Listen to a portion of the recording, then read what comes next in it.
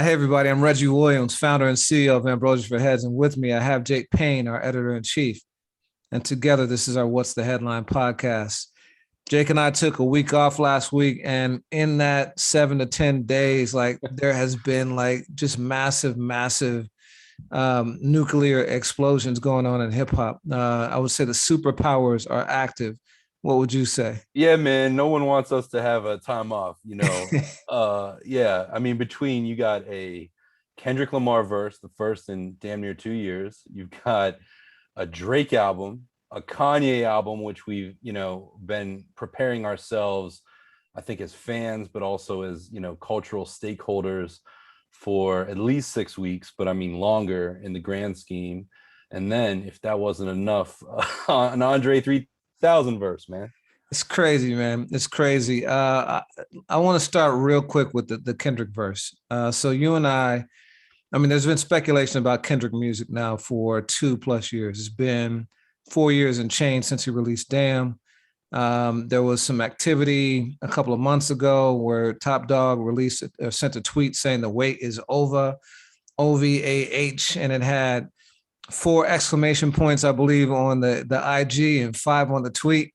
I was reading into that, and then Isaiah Rashad's album came. Good album, really good album. I enjoy it. The more I play it, the more I enjoy it. Same. I think everybody thought Kendrick was coming. And so now we finally get this Kendrick verse, and not only the verse, but a video. It's a feature on, actually, it's interesting because the credits, as I read them, were Baby Keem and Kendrick Lamar, not featuring Kendrick Lamar, from a song called Family Ties. Supposedly the album is called Family Ties as well, Baby Keem's album. One, I'm wondering, do you think that it's possible that it could be an album between the two of them? Well, so what I had heard too, not to correct you, because you may have heard more recent feed than I have, but I had heard that Baby Keem's album is called, I believe, Retro Blue. Is that all right? Okay, yeah. Yeah, but I did pay close attention to what you just said. And, we're living in the era of the post Watch the Throne era where collab albums happen. Sometimes they happen on the fly. I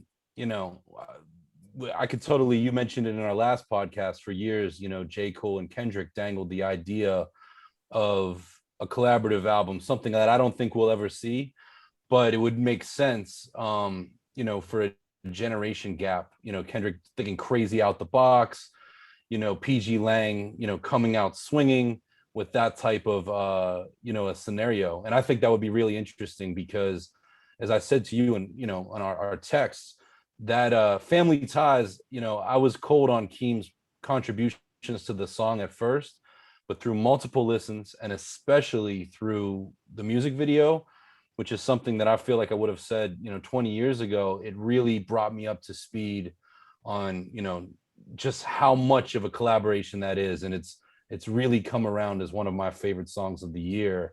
And it's not just the Kendrick part that makes it so. Yeah, isn't that crazy how that can happen though? How a song, I think the most complex music often unpacks like that. When I first heard Damn, it took me a few listens to get into it, but once I did, I became obsessed with it. And same with you on this song. Keem's verse was cool and everything. The beat I thought was fire from the jump. But obviously I was there for Kendrick, wanting to unpack his verse. He came very, very strong with it. We can talk about that in a second. But just like you, man, when I saw the video, it was insane. And shout out to Dave Free, of the Little Homies. He and Kendrick have dubbed themselves the Little Homies over the years in their director's credits. Often working with Dave Meyers, really celebrated video director. But I got to say, Dave is doing his thing, on his own now. That video is incredible. I'd say it's probably my favorite video of the year so far. Yeah, the ones I've watched, hands down mine, and really, and you and I have said this before, TDE, J. Cole, and Dreamville are right there. But keeping music videos alive, obviously they take resources. But to make them as interesting and arguably better, given that we're no longer, living by MTV, BET, VH1. Now we can decode videos, and this one was yeah, it's absolutely video of the year for me. And that doesn't mean that I've seen every video and I continue to just like check that with different artists, but hands down, like that brought me in and really, yeah, great. And shout out to them too. I mean, with pgLang, you know, they've been very cryptic of like, we're a creative agency, and what does that mean? Is that like Rock Nation was not just a label but a firm? And when you look at just one song, from, you know, its audio to its rollout to, you know, what was happening on Instagram, you know, years ago, to its video, you understand why Dave Free and Kendrick and whoever else is involved in PG, why that makes sense. And it's so much bigger than just, oh yeah, we're a management firm or we're a record label or whatever. Like, they made me a wholehearted believer. Yeah, absolutely. And the interesting thing about the video is, I think if you really study it, I don't think it's that expensive. You know, it's shot, if I can recall just off the top of my head, I think 3 locations. You know, you got the location with Keem, you got the location with Kendrick, which seems to be like kind of a warehouse of sorts. There's an internal shot with him on the screen, and there's him like you know, kind of like his. It's not a dance. It's almost like a stomp, or like a touchdown, yeah, like a sports thing. Yeah, it's he's you know, stepping. He's basically stepping. And then there's a shot of him driving too, and I think that all takes place in the same location. So I don't think there was a ton of locations, but the way it's executed is incredibly creative. And then with Keem, you know, he's doing this kind of like his walk, and then he like disappears into the graphic and comes back. Like, it's super. And there's one other shot too, but it's super dope, man. And also, I think it gave context. We did a deep dive on Top Dog Entertainment, you know, being kind of the label of the decade in the 2010s last episode. And we talked about and it was spawned by Kendrick announcing that his next album would be his final TDE album. And we talked about why he may have made the announcement when he did. To me, seeing that video made it clear, because, you know, in the video, you know, when Kendrick, you know, is off the screen and actually doing his step routine, it's almost like a war dance. The pgLang flag he's flying it right by him, like very, very prominently. And it's almost like a declaration of allegiance. And so I think that we have a very good idea where Kendrick's next move is going to be and where his art is going to be released for the foreseeable future after TDE. But was that your takeaway? Yeah, I mean, I thought it was kind of like C walking or B walking too, and he's letting you know that this is his organization, this is the set he's claiming. And, you know, I don't think that it's any, you know, I don't get the sense that there's any bad blood with TDE. It's just evolution. And, you know, it's interesting to me, like, we're going to talk about the Drake album Certified Lover Boy today, and we've gotten so far past the fact of Drake being, you know, a cash money product.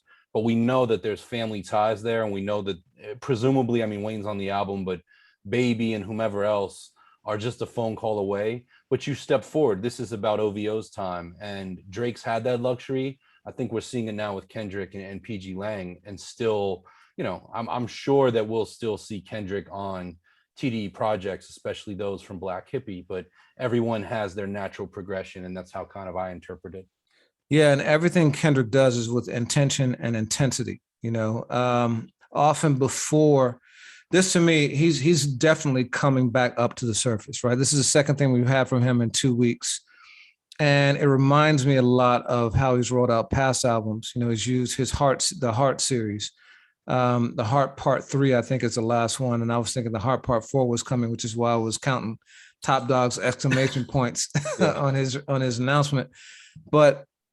With this, the lyrics are intense. You know, he starts off, "I am the Omega," like, I mean, and then he talks. Well, actually, he kind of like mutters under his breath, "Smoking on your top 5 tonight," like, and he makes it clear that he puts himself now as number 1. In the past, has been deferential to Andre 3000, Jay-Z, Eminem, and I can't remember who the 4th was, but he put himself in that class. And now he's saying, "Nah, I'm the GOAT, period. I'm smoking on your top 5." And then when you couple that with the video and the intensity of that, him driving in the car and spitting, like, I mean, dude, he's back. He's declared himself back fully. Yeah, I mean, I think you and I had a podcast this year where we spoke about the new generation of, Cole and Kendrick and Drake and Travis Scott. And I feel that a lot of what has transpired over the last 2 weeks is very generational. It's interesting to me that Jay-Z is working with Kanye and Drake on their new albums. But I feel like when Kendrick says that, he means across the board. But what we're seeing right now is very much, in my opinion, an arms race amongst a certain class of rappers. And I feel that, you know, Kanye kind of has one foot in both sides. But I love that. And to me, you talk about timing. Um, I think there's a reason why we got Family Ties when we did. It dropped on Friday with the video, song and video, and boom, by Sunday we had Kanye West Donda. And I really believe, one of the first serious kind of strategic meetings you and I had was about, it's 2013. And we really discussed that, what hip hop is about is attention. And the conversation we were having was in regards to media. And you can get attention fast by doing something that might not have integrity to the culture. But we're all competing because you can get the same story at 20 different publications, print and digital back then and now, across the space and on social media platforms. But what you do and what you do with someone's attention is what's going to decide if they come back. And it's so fascinating to me that in the month of late August, early September, we're seeing at least 3 A-list artists competing for attention in real time. And Keem is on Kanye's album, and that's a huge introduction. I mean, he's already a platinum artist or gold artist. I forget what what his single did, but he's still introducing himself to the mainstream. And I feel that Family Ties was a way to do it on his terms versus as a guest on Donda. I think it's all calculated, and I think that they knew that it was coming.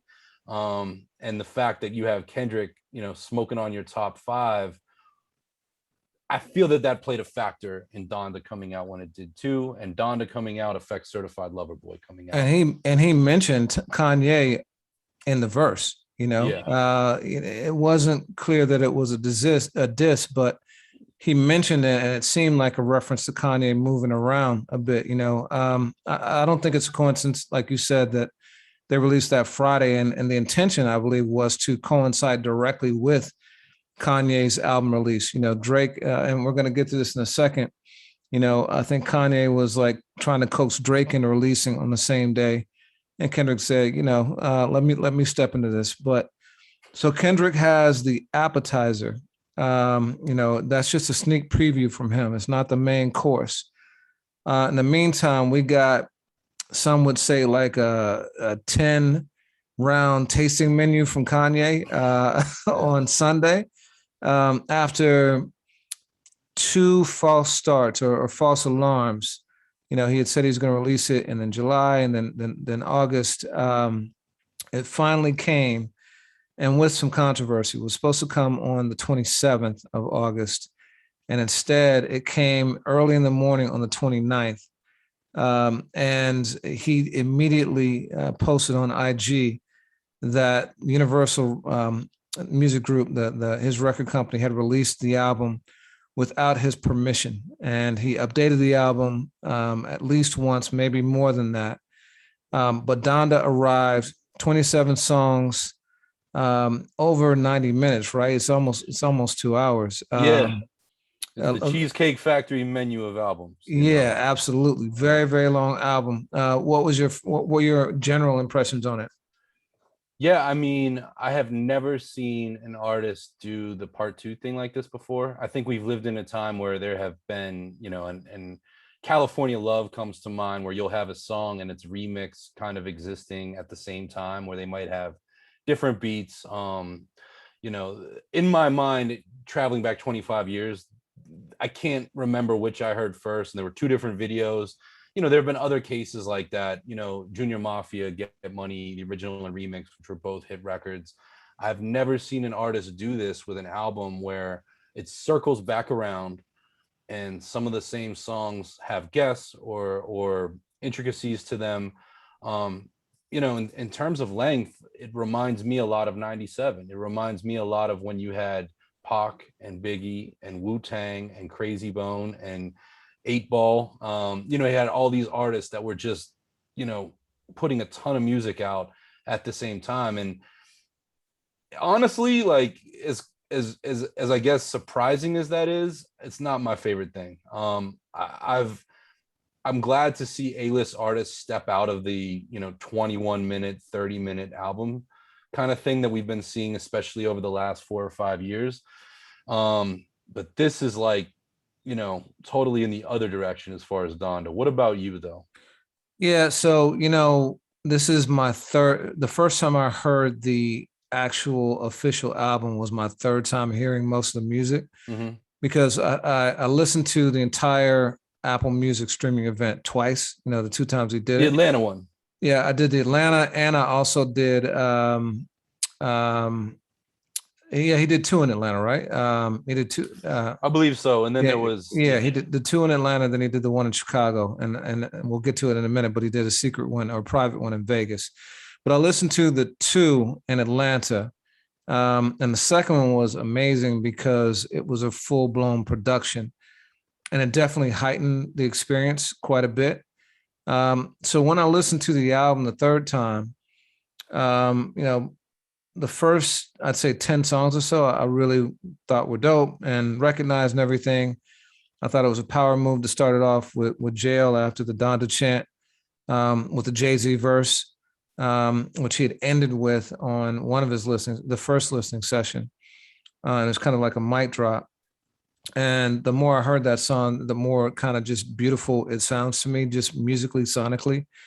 But you know, I wanted to experience the album as a whole at one time, and it was a struggle, man. It was a real struggle to put, you know, an hour. Let me see, it's an hour and oh wait a minute, it's 2 hours and 7 minutes. Now it's 30 songs, 2 hours and 7 minutes. Or actually, I got some duplicates here. I think it's yeah, but it's insane how long it is, and it's taxing, man.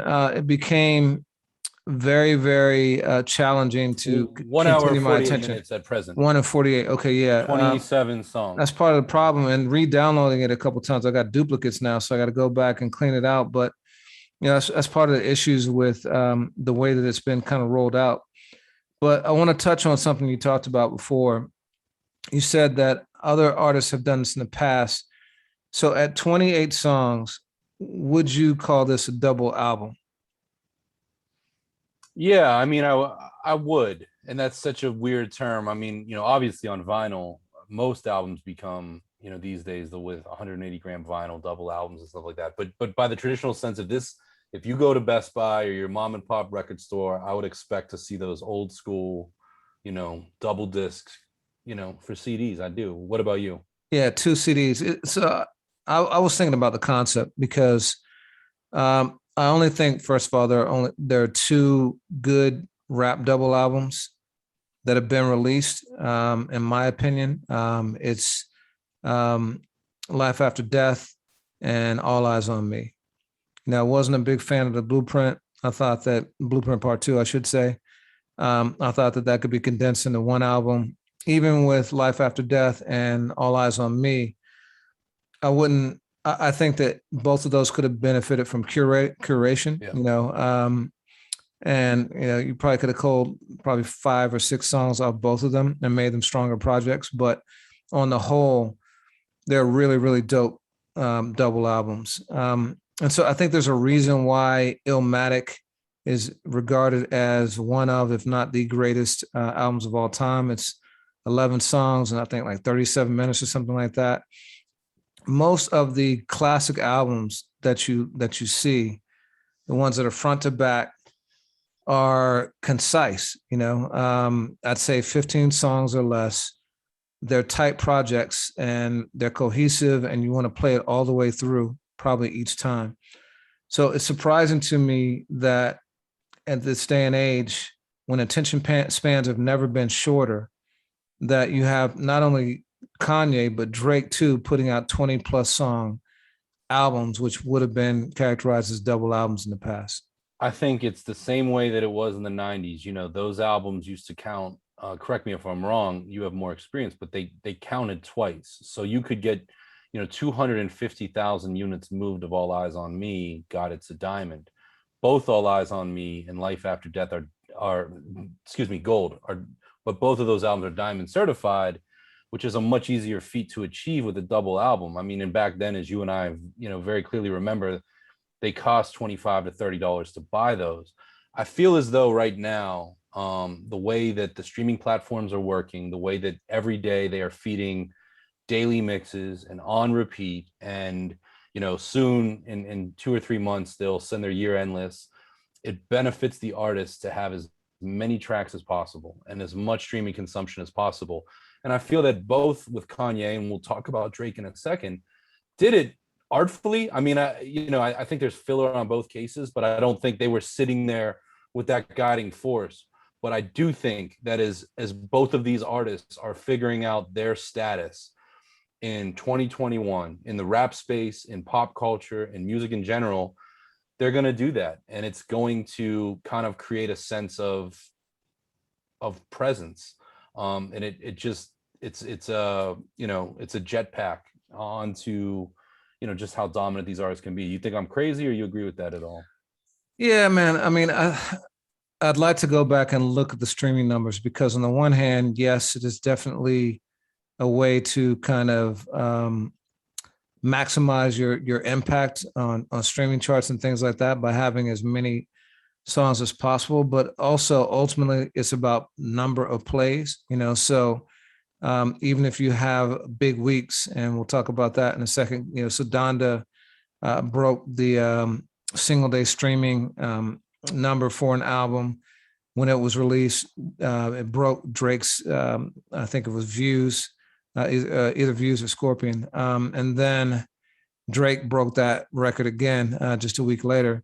So clearly, that strategy works. But I wonder, though, over time, if something like that, or like a Pusha T with a 7-song type, where you're going to just play it again and again, front to back, gets more spins. Now, obviously, it's not the case for Pusha. He's not the same level of commercial artist as Drake or Kanye. But I wonder if, Drake were like, I guess we could go look at his 3-packs and stuff like that and see how those fared.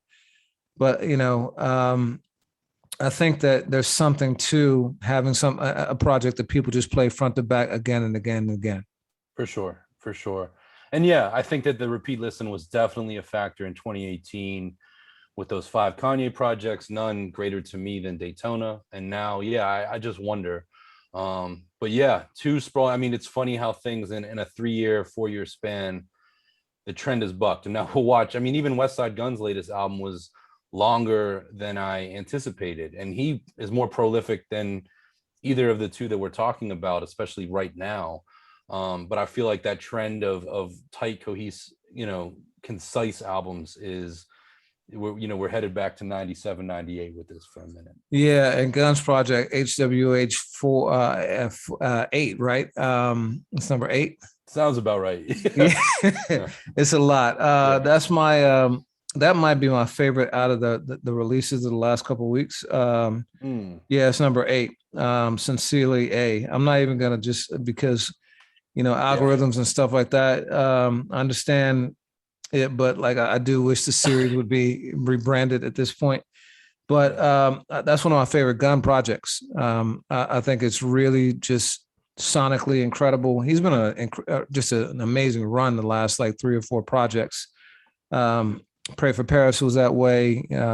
Pray for Haiti, which he worked on with Makami, is amazing. He's really doing his thing. But so back to Kanye. We're not going to do a deep dive on it, but let's just say that he and Drake have been jockeying for quite some time. A lot of people speculate that the reason why Kanye's album was delayed as much as it was is because he was waiting for Drake to drop his album and looking to drop on the same day. Drake had announced last year that his album was coming. I think it was supposed to come in January. Then it didn't come in January. And then later on, word broke that it was going to come by the end of the summer. And we're now in August, so it had to be coming soon. And I think that Kanye being upset that the album was released on the 29th even indicates to, it could just be his creative process. We do know that Kanye is very particular about these things, but I believe that he was wanting to go head to head with Drake. And there were rumors out there that they had back channel conversations, and Kanye was trying to organize that, and Drake was pushing back. In any case, Kanye drops a few days before he dropped his album. Drake appears on a Trippie Redd song called Betrayal. And he sends some bars to, where he references guys who are burnt out, who are 45 and 44, conveniently corresponding to the ages of Pusha T and Kanye West, respectively. Now, most people think that those bars were aimed at Pusha and Kanye, including Kanye, because Kanye then responded by sending a screenshot of a group text he had with Drake, saying he put Drake and Virgil Abloh on a text and was basically like, "Don't play with me. You'll regret it. Like, I've basically like schooled dudes like you all my life," in a threatening kind of way, and then took it to a whole different level by briefly posting Drake's home address with a Google map like shot of the area, which is crazy. What was your reaction when you heard that, though? Man, I was like, pretty disappointed. I have to say, I mean, we're spending time talking about it, but just put me in a fan, as a media person, I find this interesting because I've spent half my career covering it because of where this stems from, of, Pusha T versus Wayne and Birdman. And this is just, this has turned into the days of our lives. It's not been an exciting beef for me in some time. I have to just admit that. I just want bars. And honestly, I felt like Daytona was the album of that year. And I felt that immediately after it dropped, it went to another place with Drake and Pusha, releasing diss records and the whole, story of Addy campaign, or Adidon, whatever it was. So when I saw that, I was like, man, like, here we go again. And then the second thing I was like, damn, like, Kanye is doing this.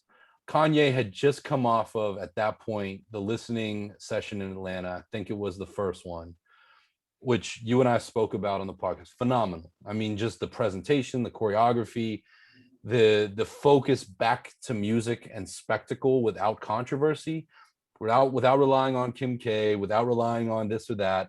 And boom, here we are. And then the second thing I thought of is there was some controversy, though. There was definitely controversy. The fits and starts. He did bring out Kim K, and I think even more controversially, as you, I'm sure you know, on the third one, he brought out the Baby and Marilyn Manson. Yeah, this was before that, though, if I'm not mistaken, in my timeline. And then the other thing I thought of was this, just a little historical context. And this might sound crazy, but I remember, hip hop 20 years ago, rap music 20 years ago. And I remember Suge Knight doing the exact same thing to Dre and Snoop, and how tacky that was. And when we talk about, Death Row's fall from grace, of like, man, you really took it there. Like, Kanye to go that far, it just seemed really out of character. I know he deleted the post later on, but it just got, the word I would use is sloppy. But when you saw, and you and I were not in direct correspondence because we both had taken, time to do what we've been doing, what was your initial thought when you saw that kind of spectacle? Yeah, I didn't see it happen real time. I caught wind of it shortly after. And, I was like, surely this can't be right. Surely it was just like his area, or he shot a picture of the house or something like that. There's no way he revealed the dude's address. But then as I dug into it, I was like, wow, this is insane. Like, yeah, I mean, that's just reckless and dangerous. Like, it is, I'm not going to say it's like, gunplay, because it's not. But I do think that the results could be similar doing something like that. You have a lot of people out there who are not necessarily in their right minds, who could go to Drake's house and do something to him and his family. John Lennon. Yeah, man. Absolutely. It's not unprecedented. And you're setting someone up for potential danger, physical harm in doing that. So I was shocked and very, very disappointed. And Kanye really kind of appealed to the public 2 years ago with a sympathy card because of how he interpreted Drake's sicko mode verse of like bust a left, bust a right, in literally a gated community in Calabasas, if I understand it correctly. And Kanye's like, no, he's outing me. Like these subliminals are so specific that it's messing with me. And I'm like, now you do this, like that totally negates like any sympathy that you conjured for Drake kind of trolling you. And I'm just like, again, this is why, you take a situation like Royce versus Mickey Fax. I'm much more engaged in that. I'm much more interested in that. But these horses are out of the barn, and what we're talking about right now is only the beginning. Yeah, and so the complicated history between Kanye and Drake goes back all the way to 2009. We wrote an in-depth article about this on our site, ambrosiaforheads.com, really kind of creating a timeline. Back in 2009, when they first came out, first came together, there was a lot of mutual respect and admiration. Kanye was talking about Drake as being kind of like up next and being, one to watch and everything. And Drake was talking about Kanye as being one of his biggest influences musically and just how important he was. And it was all love. Kanye directs the Best I Ever Have video, which was like Drake's big coming out. Exactly. In 2010, however, Drake was seen out with Amber Rose a couple of months after Kanye and she had split. And apparently Ye was not happy about that. Now, I don't know if that's when it began or if there was friction already, and that's what Drake was doing. Drake has now kind of established a reputation for that kind of behavior. So in any case, after that, their relationship was definitely strained.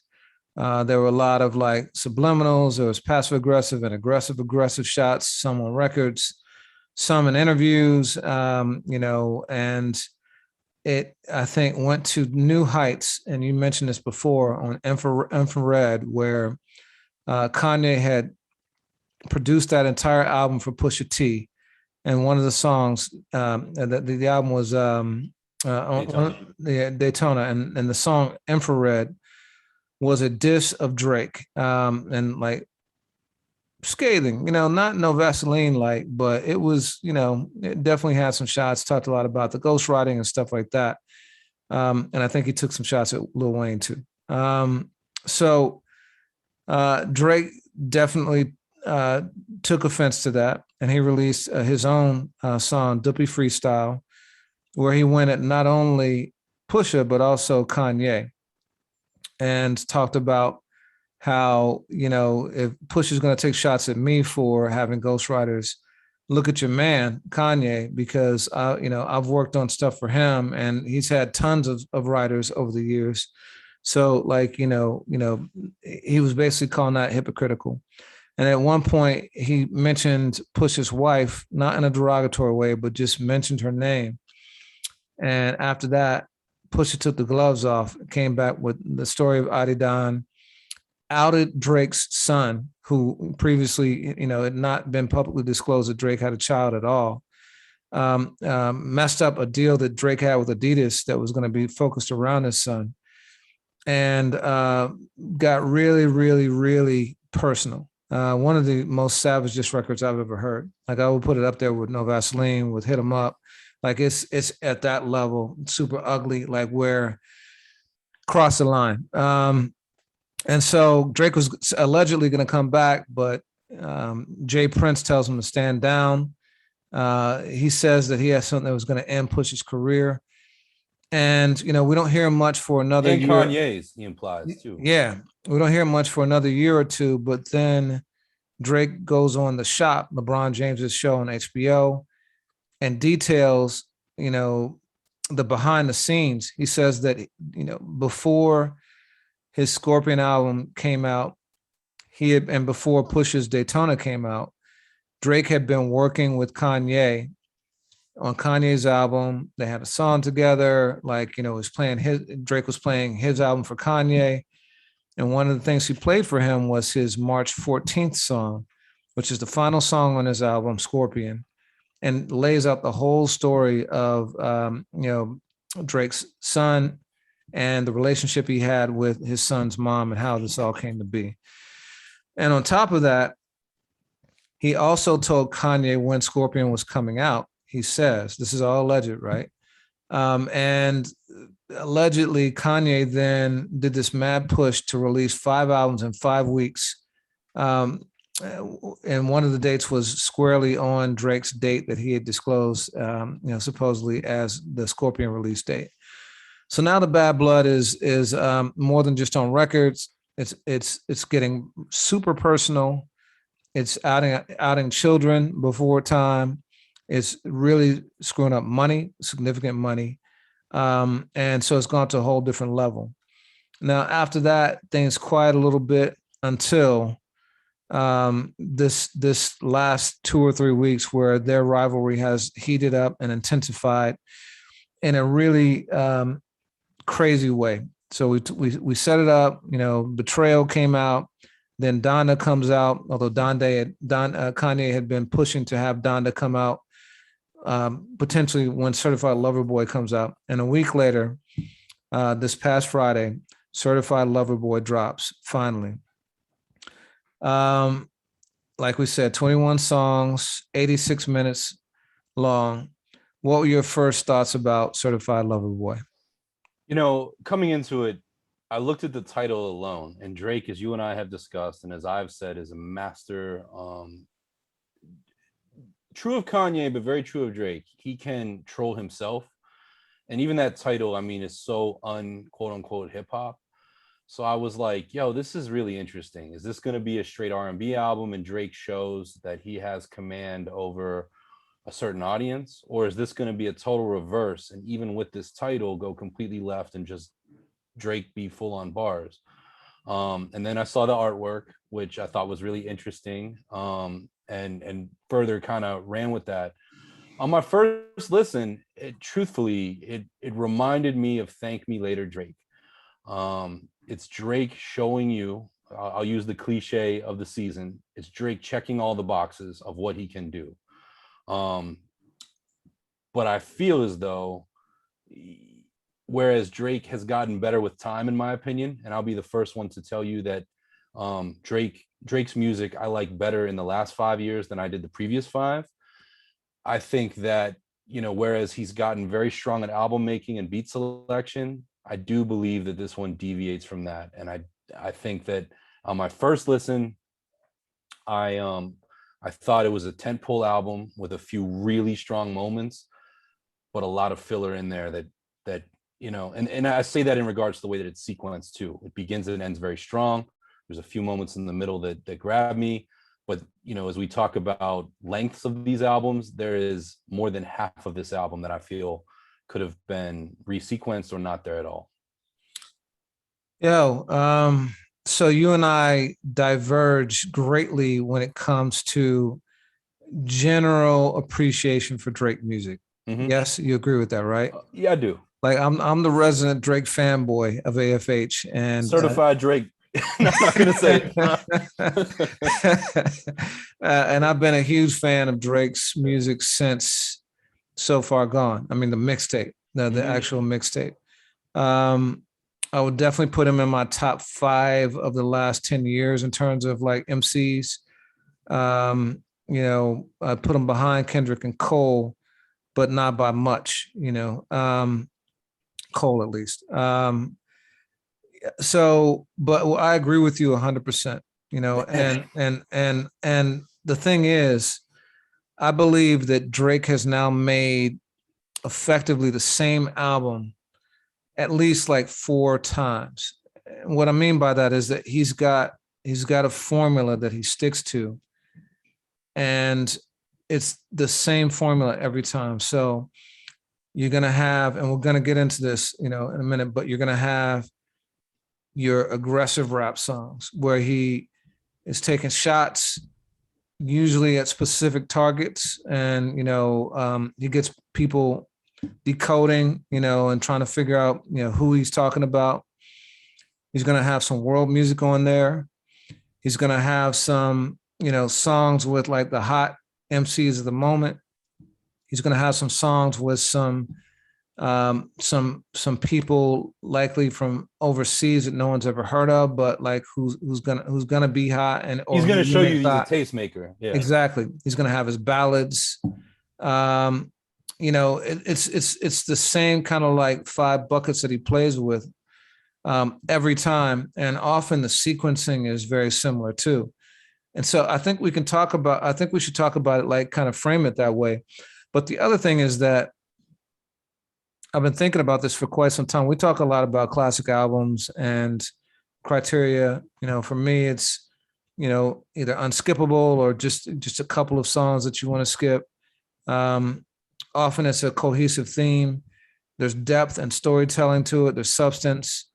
Sonically, it's on point. It's got to have the whole ball of wax. And there's certain artists we've said we don't think have classic albums, or if they do, it's like one that's arguable. So Mm-hmm. Eminem is one of those people. Um, you know, Drake is absolutely one of those people. And to be clear, you're saying, the two names you just mentioned could have won. Could have one. I think a lot of people would say the Marshall Mathers LP, the first one, is Yeah. a classic for Eminem. But I would challenge them to go back and listen to the entire album, apply that criteria, and tell me if they think there's less than two or three songs to skip on the album. I think it's challenging. Even Tupac. Yeah. We talk about All Eyes on Me, and I'd say that or Me Against the World. But even Me Against the World, which is my favorite Pac album, and has like incredible joints like Temptations and So Many Tears and Dear Mama. There's filler there. You know what I Yeah. mean? And Tupac, is one of my favorite MCs of all time, top three for sure. So I will put Drake in that category, and I think with him, it's because he, by design, and we talked about the reason for the length and number of tracks and things like that.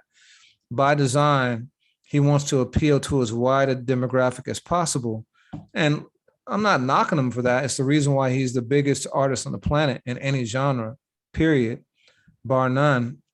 But because of that, I think it makes it incredibly difficult, if not impossible, for him to have an album that's regarded as a perfect album or a classic album by any fan, because very few people like everything that's on pop radio. They'll like two or three genres or whatever it is, but not everything. And his albums are designed to appeal to every aspect of music out there. So, or at least the hip hop R&B genres. So, what do you think about that? No, I mean, I 100% agree. And I would argue that, in the hip hop rap space, I don't know that there's an artist of contemporary times, and I'd be curious to know your take historically, that has as many significant bases as Drake. And I'll give that addendum. I mean, there were artists that sang and rap great before. I mean, Nate Dogg not really rapping, but I look at a Devin the Dude who could break into melody, even a Zero, same town. Pharoah Monch, on his second solo album, Desire, breaks into melody, years before that was a commonplace word in vocal deliveries and rap. So I was never against that. But one of the reasons why I feel that I was a late adopter to Drake was because he came in on a duality of, I'm gonna sing. At one point, I'm gonna do my own choruses, but I can rap. And I felt that in many ways, you mentioned So Far Gone, the original mixtape. I loved Fear. I thought that was a brilliant song. Not just because he was shouting out Little Brother and Slum Village, but I was like, this guy can rap, and he can rap from a vulnerable space, which any fan of Tupac, any fan of Ghostface Killer that's gonna resonate with us. But from song to song, where it went different places, I struggled with. And now, with all that Drake has accomplished, a dozen years later, he has a lot of people to appease. And I thought that he was doing himself a favor one way or very possibly another with the rollout to Certified Lover Boy. I thought this might be Drake's R&B album. I mean, just straight up. I know he gave us a playlist a few years ago that I really, liked. And I know that some albums have been more R&B than others. But, this one kind of stays in the center and reaches out in all directions. And I think you're 100% right that Drake lacks a classic. And I remember in 2016, more than 5 years ago, when Ambrosia for Heads did the GOAT, we did the Finding the GOAT series, we had done it with MCs. And then we came back in 2016 and we did it with albums. And I remember you and I, and also Amanda Benita Mester, struggling to decide what is Drake's classic album just in the bracket. Even if we're wrong and our readership and those out there feel strongly about one, which one is it going to be? Is it going to be Nothing Was the Same? Is it going to be Take Care? And, that was a challenge. And, even in an Eminem case or a Tupac case, I feel that those albums present themselves much more clearly than they do with Drake's catalog. Yeah, I agree. And, I thought Scorpion was going to be a double album, because Scorpion was a double album too, right? Wasn't it? I think it was billed as a double album. It was billed that way. Yeah. And again, you raised the question. I thought it was going to be one rap disc and one R&B disc. You know what I mean? And that to me would have made a lot of sense. And I actually think that Drake should do that. I think, in order to appease his base and let people know that he's not abandoning them, he should tell people up front what he's going to do. But I think he should then release projects that are fully in each lane, the ones I just named off, and because he's got the material to do it. He's putting out music constantly. So put out one album that's just for spitters, right? People who want to hear him just bar up and be aggressive, the whole nine. Put another album that's just like singing and ballads. Put another world music joint on there. Put another one that's melodic rap. I think if he were to do that, first of all, it would really distinguish him from everyone and really showcase him incredibly in terms of his diversity. But it also would give him the opportunity to not make one, but possibly 4 classic albums, because each one would be cohesive. Each one would be in their lane. They would appeal to the people they're going to appeal to. And I have no doubt that he could make really strong, albums for each of those genres without filler. That's a challenge that I think he should take on. But the thing of doing the kind of paint by numbers, please everyone project, I think dilutes the albums as a whole, and it leaves people feeling like you are feeling, and that I am. And even though I like most of those aspects of Drake, it took me a while to get to the singing because I just wanted, but by far I like the rapping part. I like the 7 a.m. on Briar. We'll get into all the stuff. 4 a.m. in Calabasas. I put together my own Drake playlist, called There's More, just with him rapping. Just for all the haters out there who talk about him not being able to rap like yourself. Man. So yeah, man, I'm with you, but you want to get into it? I think we cover it, kind of in order, but really by themes. You want to. Yeah. Well, that's cool too, and I think the appropriate place to start. We're Ambrosia for Heads. This is the What's the Headline podcast. We got to start on bars, and with that, typically when we do reviews, we start, we kind of go chronologically. And, you put it on the AFH playlist, which I encourage everyone to subscribe to. But Champagne Poetry was a great place to start. And I mean, Drake, and you made a joke. I think Drake, especially in the last 5 years, is a really excellent rapper. Commands attention, has great flows. You hang on every word, all of these things. Along with beat selection, I think that he's great at sequencing. And to start with Champagne Poetry is one of the things that he got right with CLB.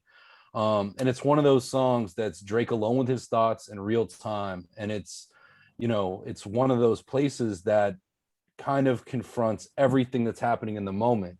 I'd be really curious as to when this song was recorded. It's one of those that could have been made very easily 2 weeks ago. And it's one that could have been made, not 2 years, but 6 months ago. And I know that it's one that you added to the playlist. Tell me what you thought of it. Well, first of all, I'm gonna clip that you just said about Drake being an excellent rapper, and I'm going to post that to our socials.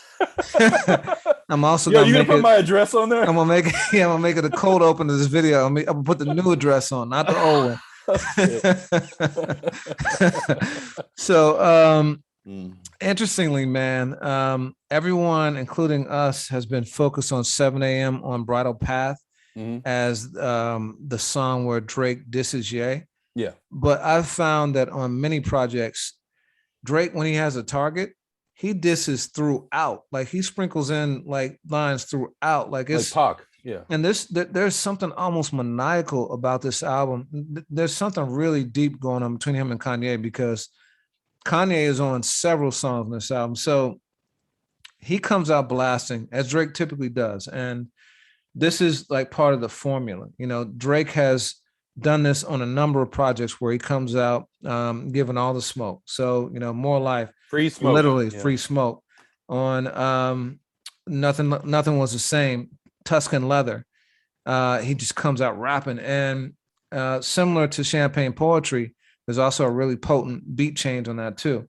And I want to talk about that in a second. But on this, he said the first lines he says is, "I've been hot since the birth of my son." You know, and you know, you can interpret that as hot as in like, you know, he's really dope or like people are checking for him. Could also mean he's angry because you know, people outed his son. Yeah. But then to support that, he says, "I remain unfazed. Trust, worse has been done." So I mean, he's clearly now talking about the outing of his son by Pusha and Ye, because he says that Ye is one who disclosed to Pusha that his son existed. He says, "Man, F evaluation, show me personal funds." So Kanye, as we know, has been super has been super aggressive about his place on the Forbes list. And a lot of that is predicated on his valuation of his Gap deal and his Adidas deal. So Drake is now, so F evaluation, show me personal funds. Yeah. You I guys, like, I mean, you telling me that's not aimed at Kanye? I mean, like, 100%. and Because in then the last, he says it's the pretty boys versus the petty the boys. petty boy. Yeah. Man, come on, man. Like, I mean, so he comes out just like blasting, like from the outset on this song at Kanye. But in the best Drake way possible. I mean, you know, there's a time and place in hip hop where subliminals are cowardly, and there's a time and place where it's, you know, you do your own math and I can accomplish more without saying your name. And I think that Champagne Poetry is that. And the three bars that you mentioned, you know, are great. And I, you know, Drake has this ability. He even says he does some of his best writing under the picture later in the album. You know, Drake is phenomenal at writing bars that really work on social media. And he wrote these in a way that you guarantee you some Joe Schmo is going to apply these bars to whatever their rival, whatever their opposition is. It's brilliant. I mean, it's really, really good songwriting. And again, to your point, to begin a song with a break in the beat, two different beats, you know, that shows you that even with Drake, it's still for sport. Like, not just the sport of like, yo, I'm gonna ride on my enemies, but the sport of like, yo, I really love this rap thing, and I'm gonna, you know, like buckle up because this is about to be a ride, is what I was thinking when I first heard it this weekend. Yeah, man. And you know, you talk about when this was written. I think this was written probably some time ago, and I think that these were going to be the only bars that Kanye got, or you know, just aside from a couple of jabs here and there, until Ye released Drake's address on social media. When that happened, I think he wrote 7 a.m. on Bridal Path, which is the other song that's like super barred up. And that song is very clearly aimed squarely at Kanye's head. You know, so we wrote a piece about it, and we lay out the entire like kind of record of, you know, Kanye and Drake's beef.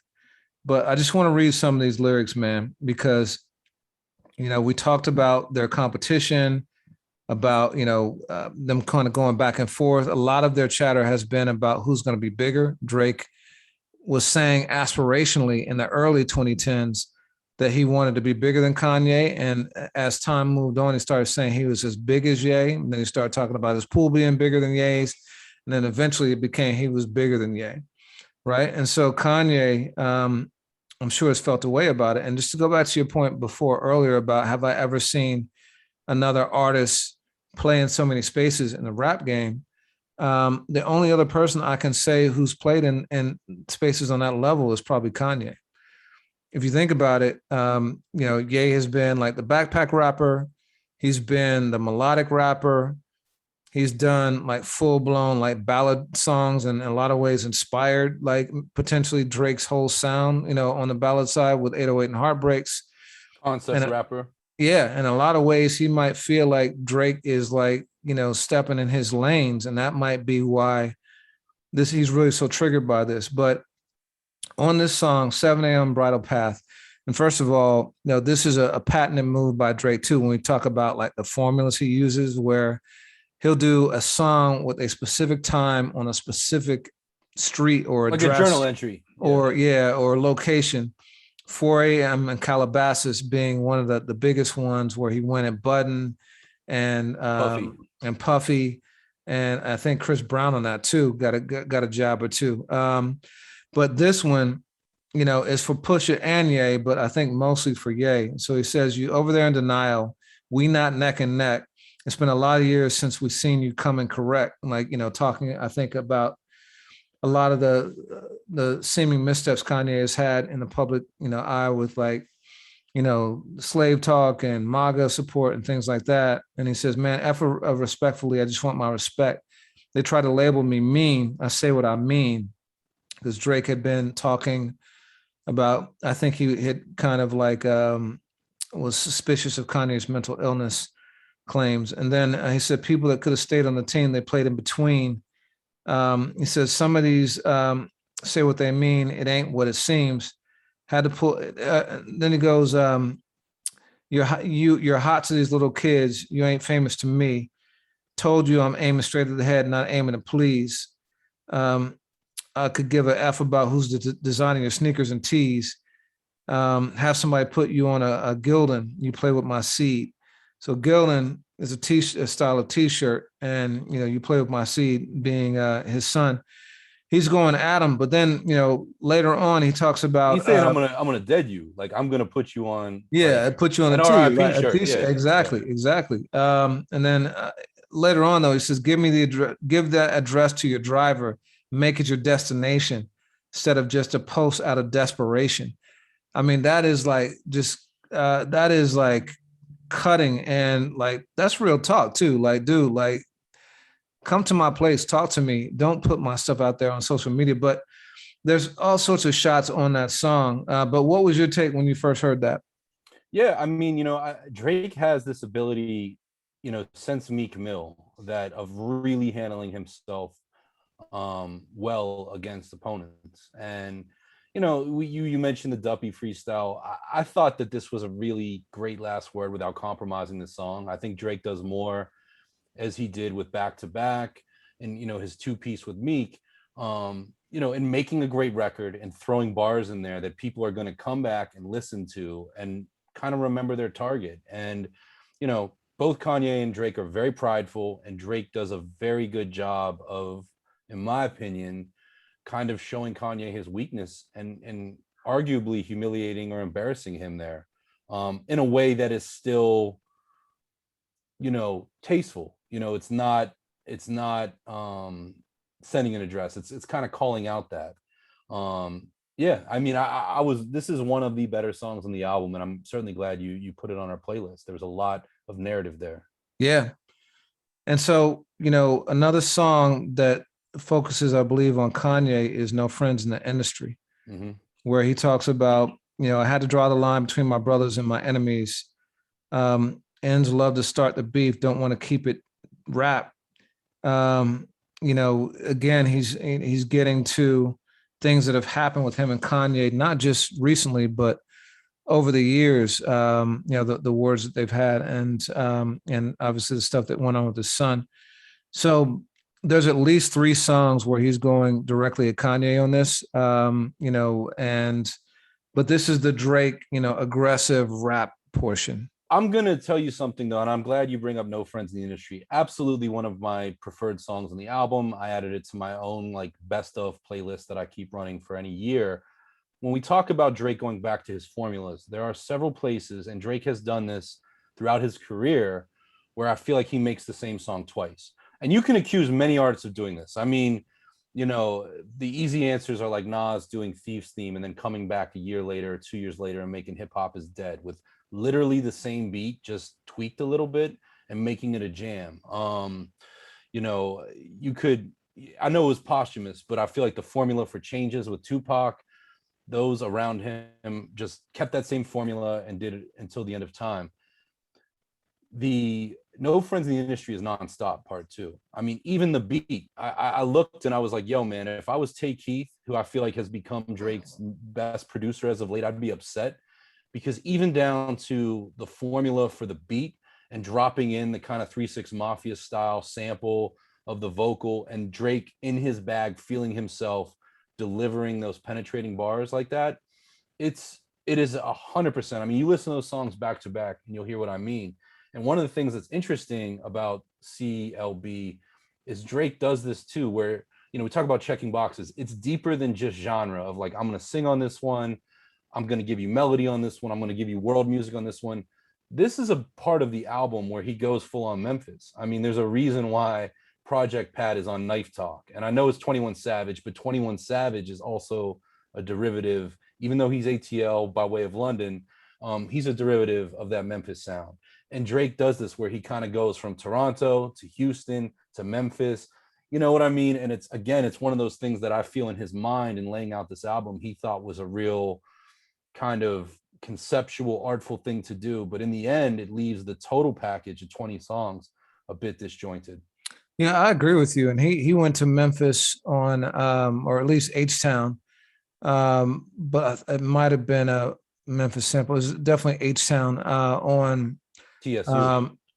On the first mix, So Far Gone. Oh yeah, the chopped and screwed joint. I can't remember what the song, but like you're right, he does this quite a bit. And when you said he's making the same song again, I thought you meant thematically, because No New Friends, with Khaled, very similar kind of messaging, and so one of the things I was wondering though is that one of the beauties of, and you alluded to this earlier, of not naming names, is that it can be intended for multiple people.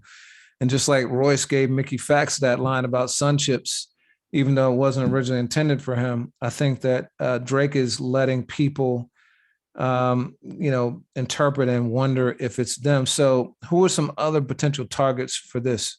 I was thinking as I listened to the album, and over the years, I feel like Drake has gotten to a good spot, certainly with Meek Mill. I feel like he's gotten to a good spot with Tory Lanez. I don't know the latest of that. One of the people that I know has been outspoken against Drake, if I'm not mistaken, is Sauce Walka, who is one of the, like the West Side Gun of Houston right now. I mean, has a whole movement and is continuing to pop up interesting places at the moment, pops up on West Side Gun's album. He's been critical of Drake for kind of exploiting elements of Houston sound.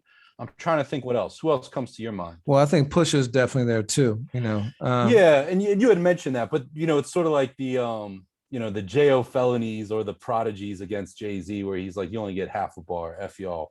Like there is an element of that to Drake, where he has a lot of people that talk shit. And I truly believe that even though Drake is at this meteoric status, I believe he reads a lot. I believe, and Kanye used to do that too. Drake is very aware of what people are saying about him. And this could just be, at critics or at bloggers or at whomever, but, because Drake's always made some of his best work with a chip on his shoulder. Yeah.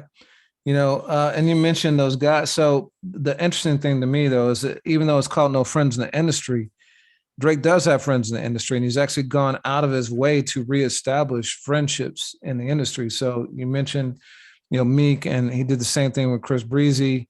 He did that with Nicki. He's done it with Tory Lanez. So interesting, which is true. Are these real friends, or is it just that? If you think about when he started, he went on that kind of peacemaking tour. Yeah, it was right after everything had exploded with Pusha and Kanye. And sometimes I think you can't have too many enemies out there. Sometimes you got to squash some wars in order to like focus on other ones. So I don't know, but I think it's curious. And it's, with that said too, it's interesting that both Donda and CLB, have Jay-Z features, and both Jay-Z's relationship with Drake is one of great fascination because these guys continue to work with each other. It seems like on a 5-year cycle or less, 3 to 5. And yet so many times it seems like they speak to each other subliminally. And we all know, that Kanye and Jay have this very complicated big brother, little brother relationship. And Jay comes in right now as this peacemaker on both albums. And I wonder too, like, as we talk about these guys competing for attention, for narrative, for all of that, if that was one of those things of, oh, you cool with Jay, I'm cool with Jay too. Like, I don't know. It's just it's a fascinating chess move in the grand scheme. Yeah, he's got Kid Cudi on here too. And that was there are a lot of like passive aggressive things. So much is aimed at Kanye though, which is the fascinating thing to me. So since you mentioned Jay, let's talk about Love All. Yeah. That's his collabo with Jay. He and Jay have done a few collabos over the years now. They did Off That, they've done Light Up, Talk Up. And my personal favorite is Pound Cake. I think that's one of Jay's best verses of last decade. Actually, I think that Jay pulled out, aside from what he did on 444, I think his two best verses in the 2010s were with the Young Guns. I think Pound Cake was one. And I think the verse on Don't Kill My Vibe remix with Kendrick was just masterful. I think that's where he's saying, look, you guys looked up to me, but don't think that I'm retiring anytime soon. This one, though, I was kind of disappointed by. It actually kind of reminded me of another collabo with Kendrick, the one that he did with J. Cole, Passion Fruit. Where it was the stage was set for these two lyrical swordsmen to like really just slice up the track. And instead Kendrick just kind of like ad-libbed and sang the refrain on it instead of like giving a real verse. Cole did his thing, but it was clearly not meant to be competitive at all. And on this one, Drake doesn't rap. He sings like and Jay's verses not super lyrical either. So what do you? I was disappointed when I heard this, and I've listened to it several times now. I still haven't caught it, but what do you think? I mean, I think this song itself is symbolic, what Jay's talking about of like, love prevails, like peace prevails, which is funny given the things that we're talking about on this album. But based on what you said, and this is something that you and I have always disagreed on, I think that the Jay-Z Drake canon of collaborations has been widely disappointing. I just even Pound Cake. I think it's a great, great. I think objectively it's a great song. I wouldn't put it in my top 10 Drake songs, and I wouldn't put it in my top 10 Jay features. I just it's funny to me, and people listening to this podcast might think I'm the meat and potatoes hip hop guy. So let me correct that by saying I think the chemistry that Drake has with Rick Ross throughout the years, or Wayne, or Nicki, is far more interesting than the chemistry that he has in the same song with Jay. And I feel that you make a point that I agree with, is that oftentimes one will be on and one will be off. And yeah, this one was underwhelming. And in the same way that, Jail is to me underwhelming, if not for the fact that I think it's one of Kanye's best beats, and Kanye and Company, because there's a lot of people that work on that song. I think Jay really rises to that occasion, and it's great to hear him on a Kanye and Company production again. One of my highlights on Donda, but it's not a watch the throne moment to me. And Jay is this guy that's coming on here with two like stamps of, ceremonious features on two albums with guys that he has a complicated relationship with, but these are not, groundbreaking moments. If you're looking for Jay on Cameron on Welcome to New York City, or Jay on the Diamonds of Sierra Leone, remix, you're just not getting that. And, it's disappointing. But for me, when I step back from CLB, the place, to the point I just made, where I'm like, yo, this is an exciting feature, is the joint with Rick and Wayne. Well, before we go there, so the Jay thing is interesting to me because lately he has been submitting his verses, I think, as late as possible so it could be as current as possible. We saw that on Judas and the Black Messiah, where, his song with Nipsey, he's talking about the Capitol building being raided. And that album was released like 2 weeks after January 6th, something like that.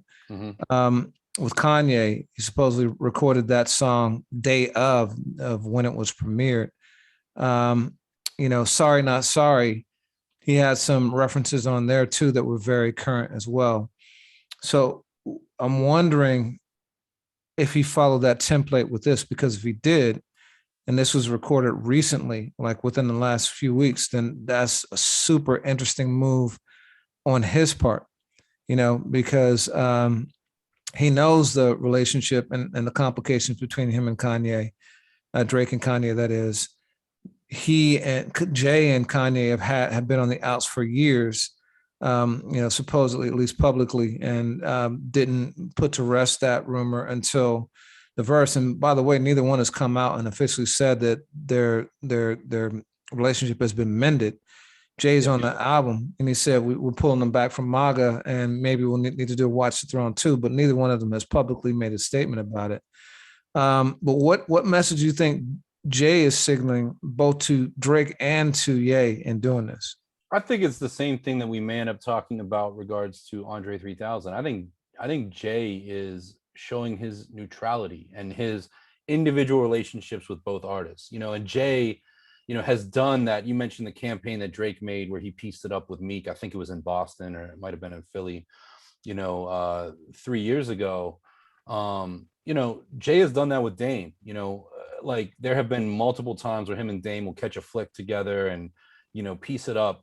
And then Dame is the one that goes right back and usually slanders Jay in some way, or gets asked a question and answers it, very, very bluntly. And I think this is Jay just like, kind of checking in with both, like, hey, let's turn the page on that. Because the next time Jay does do press, I don't think he wants people to focus on what's 5 years old, to the same real time point. So that's all I make of it. But it is, I can't imagine why, that Drake didn't rap on that song. Like we talk about the competitive spirit, that can make history. That can be the one that appeases the people like me that feel like those collaborations have never lived up to their potential. And instead, Drake, who I'm sure could have texted Jay or called him and like, yo, I want to rap on it. Can you clear it when you hear it? I just want you to be cool with it. I'm not going to go at your man. And he doesn't do that. So it's a bit curious. Yeah, I think though, I want you to go back and listen to Pound Cake, man. I'm gonna send that to you as a song of the day soon, because Drake rapped on that. He rapped on that for real, talking about like his insecurities in high school, and like he'll go back and he'll take his revenge by making everyone go through security, like, and just all sorts of stuff. He's biographical, and he's rapping too. And Jay is biographical too. He's talking about all the people he's made millionaires, and is flexing like that. And so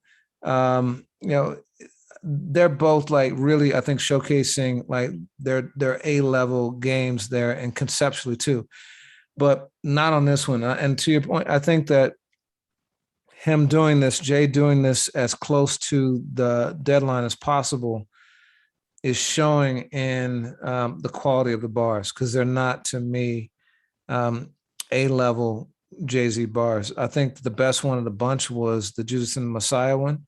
But because that one was political and substantive, but I haven't heard a Jay verse that blew me away this year so far. I agree with that. I think, the one you just mentioned is close, but I've yet to, for an artist who has literally made, 36 songs that I would consider, absolute perfection, maybe far more. I'm just shooting from the hip with that. Yeah, I've yet to have that moment. And that was one of the things too, is, before we talk about You Only Live Twice, one of the best songs of the last 3 years was Sicko Mode, in my opinion. And again, even though it was on Travis's album, it was peak Drake feature. Just incredible production. Came out, I didn't even realize it till Kanye kind of went on that point of just how subliminal Drake's verse could be. And then to follow that up with Fair Trade, well, I love the writing of the hook of, that's a fair trade of losing somebody that's not adding a lot of value to your life.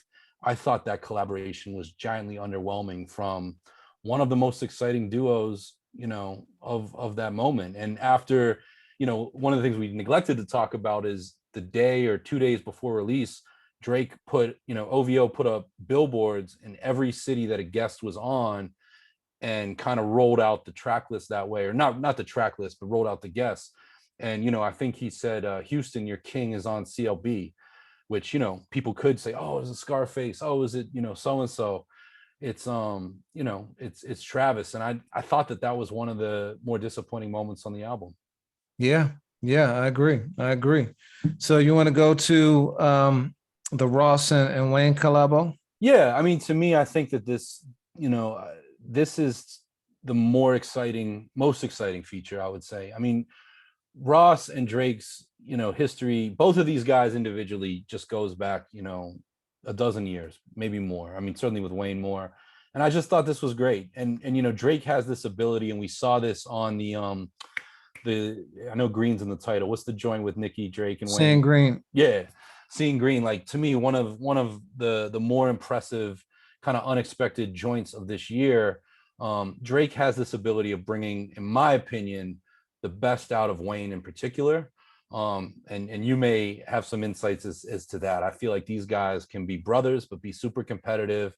And Ross just sounds good, on the song too. To me, if there's 5 songs of the 20 on CLB that I really kind of will take with me, this is absolutely one. And on paper, again, just being a fickle fan, I would have thought Jay, I would have thought Travis. I might have even thought Ty Dolla $ign, but to me, this is a highlight. And to what we're talking about, it's bars on bars. Yeah, man. To your point, for a while, I thought that, especially when the ghostwriting rumors started to surface, I went back and started thinking that Wayne was writing for Drake in the early days. Because you listen to songs like HYFR, their cadences are exactly the same. And Drake is using sports metaphors in the same way that Wayne does. And there's a lot of similarities there. It could easily be that, just like Kendrick was influenced by Wayne, obviously Drake is going to be too. And so on the same track, and you hear this with The Game a lot too, rap like the dude who's rapping on the track with. But it always was interesting to me. So this track was another disappointment to me because I love the Ross and Drake body of work. They've just got so many like tough joints, including their most recent one, Lemon Pepper Freestyle. And on that one, Drake went for like 32 bars or something like that, and he just blacked out. Ross's verse was good too, but I thought Drake's was like spectacular.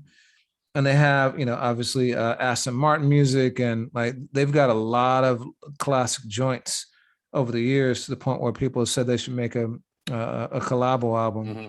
And this one just felt kind of lackluster to me. Drake had some good lines. He said, "Not sure if you know, but I'm actually Michael Jackson. The man I see in the mirror is actually going platinum." That brought a smile to my face, given arguments I've made about the two of them having similar commercial status in their respective eras. But I thought that of the three, Wayne definitely had the standout verse. Agreed. That I definitely agree. But I was expecting more from Ross and Drake, just given their past performance. I expected more from Drake on it. I thought it was a case on the album, apart from Jay, where the guests, really may have gotten him.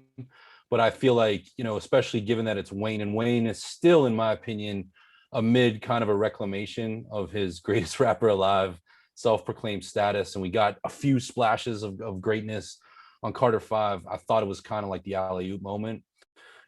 As far as I got a theory on this too. That another bar on that, I think, may be a reference to the title, Certified Lover Boy, and the cover, because we haven't even talked about the cover. The cover being, a bunch of memes or emojis of pregnant women of all sorts of varieties.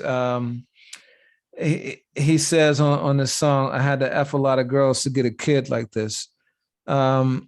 So on the one hand, like it's a not so humble brag, but on the other hand, it's like really him big up on his kid, and basically saying his kid is perfect, and it took a lot to get to a kid like this. So if you think about it that way, it's kind of a dope concept for the title. But did you think that, or am I reading too much into it? Yeah, I mean, I like that line. I've interpreted the cover since the album's come out, and since I've listened to it, to also interpret, Drake suggesting he's fathered a lot of styles. There's there's this sense of like, yo, I'm all your fathers. And especially when you have, Poppy's Home, being the second song on the album, and the fact that he goes with that title, is very curious. And, again, just to bring it back to the Kanye thing, like part of me wonders, you know, did there was this thing of like, did 808s and Heartbreak create the lane for Drake, or was what Drake was doing in the mixtape game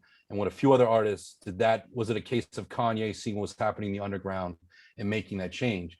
None of that plays out literally on the album, but when you start to talk about the fathering styles angle, it does make you wonder, for sure. Yeah, no, I mean, all accounts say that Kanye and T-Pain working together on Good Life is what inspired 808, 808s and Heartbreak, and I believe that came out a year before So Far Gone. So it did. Yeah, so I'm gonna give that one to Ye, and maybe that's the chip that Drake has got on his shoulder, is that, just like Kanye feels a way about Drake stepping in his lanes and surpassing him in those lanes, maybe Drake feels a way about knowing that Kanye was a guy who influenced and inspired him, and he might not ever be able to get out of that shadow. You can never outshine your father, even if you become more successful. So I don't know. It's interesting, but like sticking on the Kanye thing, the other shot there that felt kind of overt was IMY2, his song, which features Kid Cudi.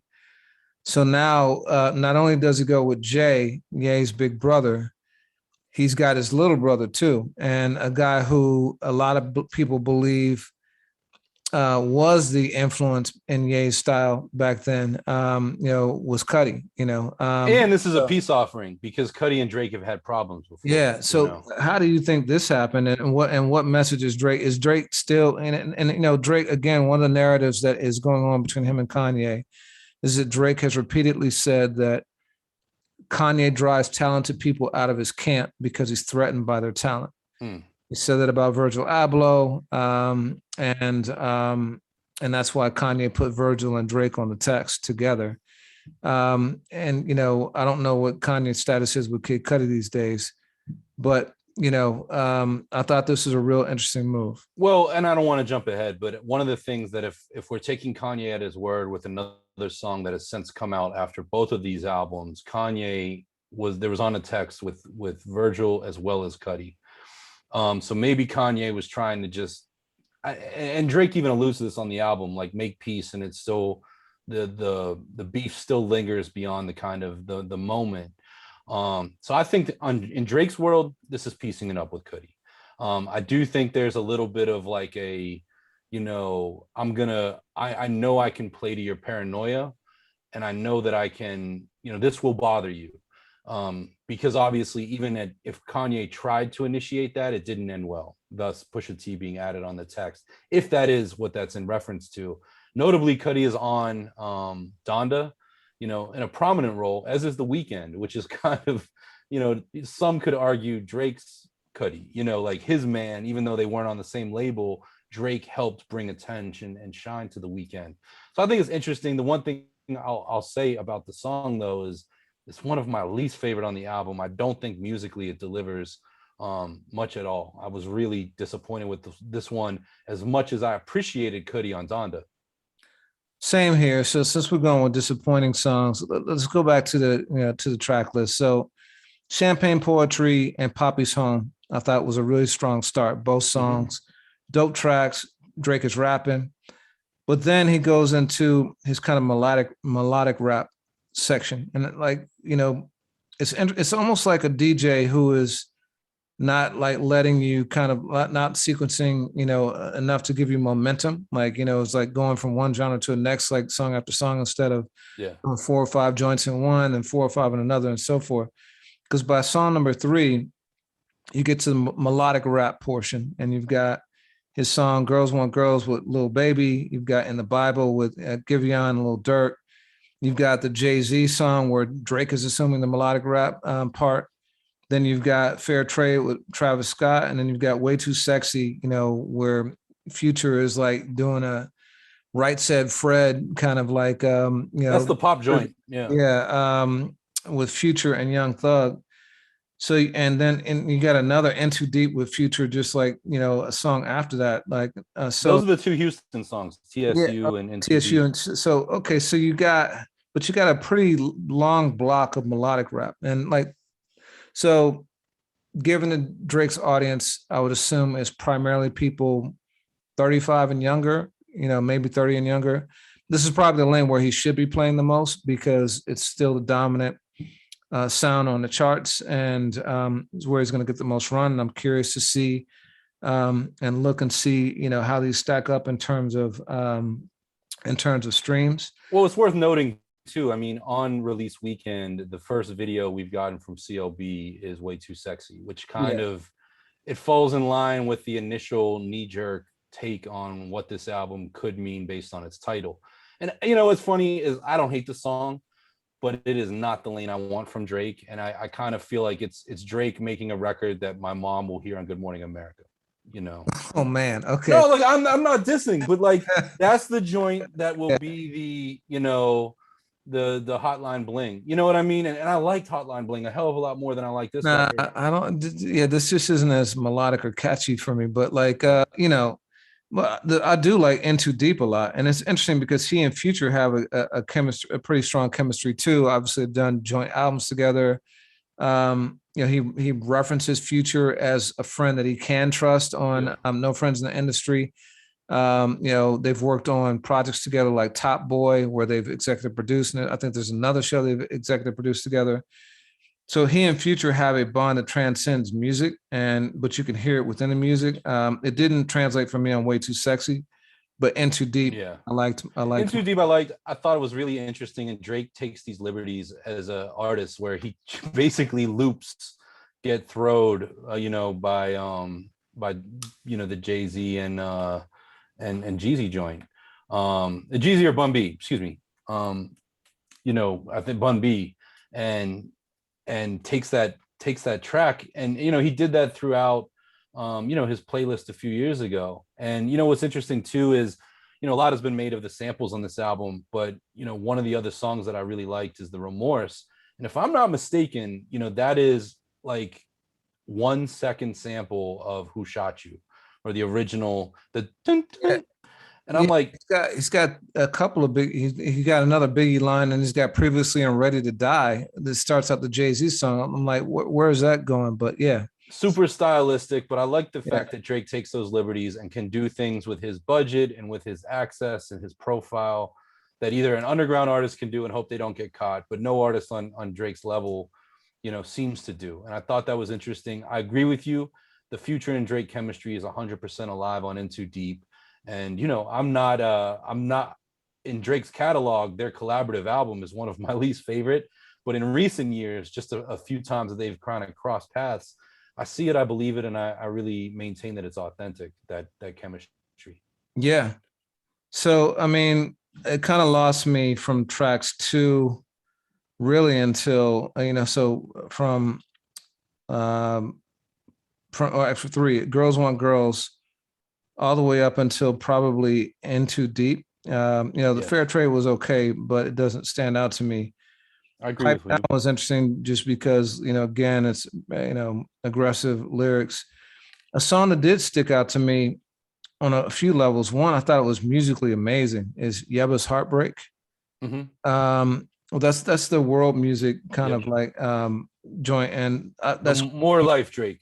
That's grown. Yeah, that's grown on me, and that's one of my favorite Drake projects. But like One Dance and like there's a few joints like that.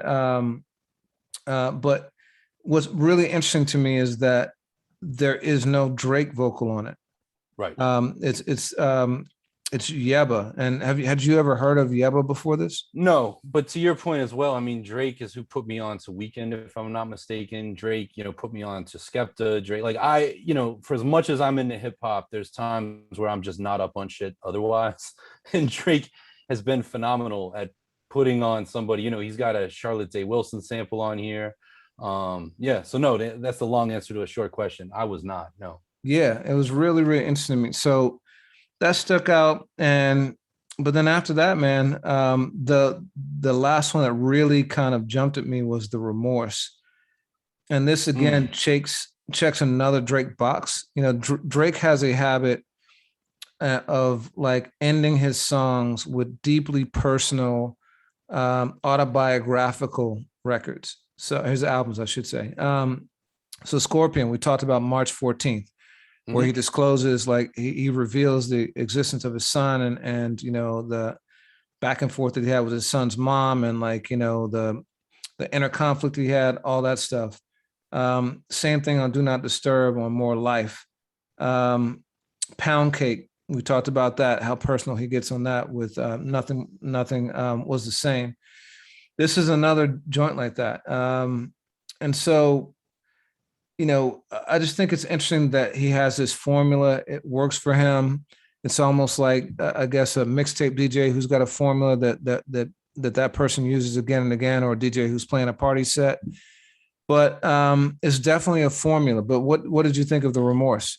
Yeah, I mean, 100% agreed. And it's one of those songs, you know, Drake kind of wants the last word on who he is. And I think, you know, you kind of returned my memory to it, because initially I was like, you know, they sound nothing alike and the presentation is nothing alike. But this is another started from the bottom type record of Drake taking you back to his hunger pains and his struggle years. But I think Lemon Pound Cake is a better example of that, especially given the sequencing. But yeah, I mean, he wants to remind you that this is his dream, that he's worked hard for it, and that, you know, and I find this a lot, you know, he's one of those guys that doesn't want you to think he's a silver spoon person, which is, again, one of those things that I feel like Pusha T in particular has kind of jabbed at him with, of like, yo, you were an actor, you were this, you were that. And Drake takes that information and reminds you that he's put towards this position. And I think that, you know, when I said tent poles, another, you know, if there weren't some highlights in the middle of the album, I would say it's very well bookended. And well, you know, I don't like IMY2 with Cudi. This is one of the strongest joints on the record. And it's one of those places that I feel like is as good a place to end as any for Drake in this collection of songs. Yeah. So not a perfect album, right? And definitely not a classic album. And do you think that Drake cares, or do you think he cares more about the commercial success? You know, to me, he seems like a competitive dude, you know, hence this back and forth. This, what is, like I said, is almost like a maniacal competition between the two of them now, not just on one side. Both sides seem to be really over the top with this now, just with the level of attention that they've devoted to it. So Drake is clearly a competitive dude. You know, you see that in the bars he trades with Jay. You know, the beefs he's had. He's never been one to stand down. I applaud him for that. Anytime someone comes at him, he comes back at them, often twice as hard, back to back. He's not approaching Kendrick in terms of critical acclaim, not remotely. You know, he can talk about the commercial side, but Kendrick, you know, outshone him with Damn commercially that year. But on the critical side, there's no comparison. You know, the Grammy nominations, the Pulitzer, the things like that. Can I, you know, and obviously this is a new album for both of us. Can I go out on a ledge with a question to you? And I don't know if it's a line that stuck out to you, because it could be completely out of context. Yeah. But there is a line on CLB, and I don't off top know which song, where he talks about, you know, he's speaking to the person. He says second half of the tour. It's as if to imply that he created an opportunity for somebody to open. I might be reading into it too much, but I certainly thought that, you know, there is a competitive tension going on between Kendrick and Drake. And it's one of those things like sicko mode, where I'm curious to see if in time that is a bar, sort of like your Mickey and Royce point of like, yo, was that aimed at Drake, or excuse me, aimed at Kendrick, who, you know, these guys were on the Club Paradise tour together. And I believe that was Drake's tour, and Kendrick became, you know, the very, very, very prominent opener in it. I don't know. Was that a bar that stuck to you, or am I reaching?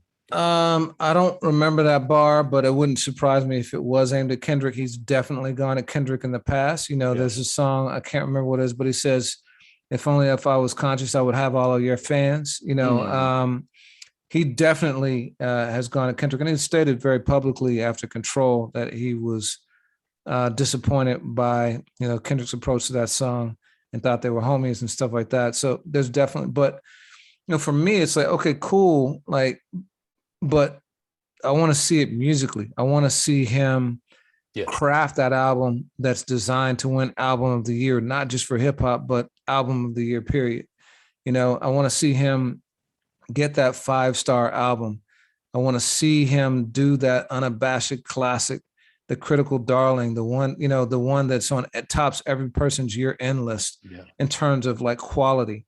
I know he has it in him, but I'm curious as to whether or not he cares. And do you think he cares, or do you think? I do, and I didn't. You asked the question a moment ago, and I didn't answer. I absolutely do, and I think your comparison early in this conversation of Tupac is such a good one, because you know Tupac had the benefit when we talk about controversy, and you know not publicity, not stunt, but you know what I mean. I mean Pac coming out of jail with All Eyes on Me, and Pac in jail for Me Against the World were such game changers to the perception of those albums that I don't think that people realize in time. And I think that both of those albums, while they're great, well, I love both of them. You know, we had run a headline years ago that All Eyes on Me is the last flawed classic album. And I think it's classic beyond the merits of what it is. It's a touchstone of what 96 was like.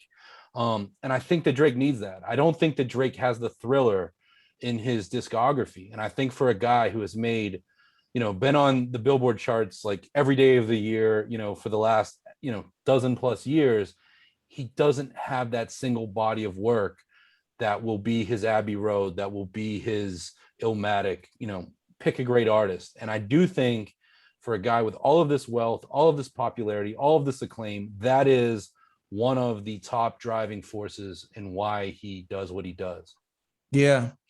You know, so usually this is the time when we would kind of rank the album in terms of Drake's catalog. But, you know, to my point earlier, for me at least, there's Nothing Was the Same, which is, I think, at the top of the pile. I would put Take Care below that, and probably significantly below it for me. And then ironically, Everything Is the Same for me after that, you know, because I think they're very similar albums in terms of their formulas. More Life, I would put up there too. I don't even know if he counts it, you know, he calls it a playlist. Yeah. But to me, that's just a phenomenal project as well. But everything else I believe is kind of the same in terms of formula and sound and things like that. But what would you say? Man, Mercury must be in retrograde, because you and I never agree. I got it on a list right here. Is that Like right? on my scratch paper, Nothing Was the Same as number one, Significantly Less, Take Care. Number 3, More Life, which is not the hip hop answer. I always felt that the word playlist makes sense, because I feel like that's a DJ album, the way that they kind of, you know, interpolate and sample and all of this songs. But to me, that's an album and a good one. Then I go Views, then I go Scorpion. And those two are kind of interchangeable. I put this at number 7 for whatever it's worth. Number 6 is Thank Me Later. And this, you know, as I said earlier, I'm not a huge fan of, you know, What a Time to Be Alive. And I thought that if you're reading this, it's too late. And I just was speaking to my man, Mike, who's like, yo, and he's, you know, 15 years younger than me. He's like, that was the shit. To me, that was a giant disappointment, that record. So that's, I put this at number 7, and, you know, it's 5 really good songs, maybe 1 or 2 great songs. But there's a lot of filler in here. I have a list, as we talk about, of my running list of 15 albums of the year. And I have to tell you, this is not on my list right now. Yeah, I agree. You know, I would put this, Scorpions, and Views on the same level, and then the other stuff below that. Because there's probably 5 joints in here that I think are dope and that over time will become even better. And when you go back and listen to Scorpion, there's definitely easily 5 joints on that. I think on Views, probably the same thing, you know, so I'm looking at it that way. But I think that because this has more songs, that it feels like more, well, not more than Scorpion, but like Scorpion, I think, has a higher density. It feels like more filler. Yeah. So, okay, so clearly we're both not putting it on our top 10 yet of the year, if at all. So we can dispense with that. Let's just go to the heart of the competition. Kanye versus Drake. Which do you think is the better album? Donda. Donda, Donda, Donda. I'm gonna go with Certified Lover Boy, man. I'm gonna go with Certified Lover Boy only because, um, Donda, the first 10 songs, I just feel like it's sequenced really well, but then it just becomes, repetitive to me, and a lot of it's part twos and stuff like that. And it's just so long that it's overwhelming and fatiguing for me. I didn't get that feeling from Drake. I've listened to it like a few times, and I will go back and keep listening to it. And I'm sure that more songs will open up to me, but just from a density perspective, I think it has a higher percentage of quality songs than Donda does. I think, Drake has better rapping on his album. I think this is one of the more disappointing albums for beat selection from Drake, who I feel like in the last, from views, I think nothing was the same. There's a reason why we both agree that's his best body of work. But I feel like from that point, he's been in a really good space with beat selection. And I feel that this was a step down. I'm really disappointed with the rapping on Donda. And I think for Kanye being a trendsetter, I'm starting to realize why he chose Mercedes-Benz Stadium and really positioned himself in Atlanta. And he has all of these artists that are either from Atlanta or stationed in Atlanta on the album. He kind of tapped into a movement that has been going on for some time. That said, Jay has, Jay's verse I really like on the album. Probably The Locks is my favorite rapping on the album. Shout out to Griselda though. Shout out to Jay Electronica. But Kanye's own rapping, it's not there for me. The production of that record is incredible. And Kanye and shout out, to the list of people that he works with. I was so happy to see 88 Keys all over that album. I thought 88 Keys brought so much to Watch the Throne, on the beat side, on the 2 or 3 joints he was involved with. So to see him now in the current ensemble, and obviously your usual suspects of Mike Dean and, so on and so forth, that album sounds really good to me. And it sounds really good to me in the car. And it sounds really good to me, with a good sound system at home. That's why I give it the edge up. And, my expectations for Kanye in terms of rapping have changed a lot since Pablo, which was a record I really enjoyed of his. But yeah, that's the difference maker to me. Yeah, man. Kanye hasn't rapped consistently throughout an album, in my opinion, since My Beautiful Dark Twisted Fantasy. And part of that could be because he isn't a writer himself, or he doesn't write a lot of his own material, I should say. And Sci-Hi, we know, is just a beast, and his pen game was on 10 on that album. And I think that them not working together consistently has changed Ye's rap style. I think Ye has also adopted the melodic rap, or potentially he followed it, and he's just gone back to it. And so yeah, but I miss that part of Kanye, because I like when Kanye raps. To me, even if you don't write it, there are just some dudes who, when they rap, sound great. Dre has always been a great sounding rapper. Great voice, yeah. So his cadence he's like in the pocket, and unbelievably so. Ye, when he raps, can rap. I mean, I missed that part of Kanye.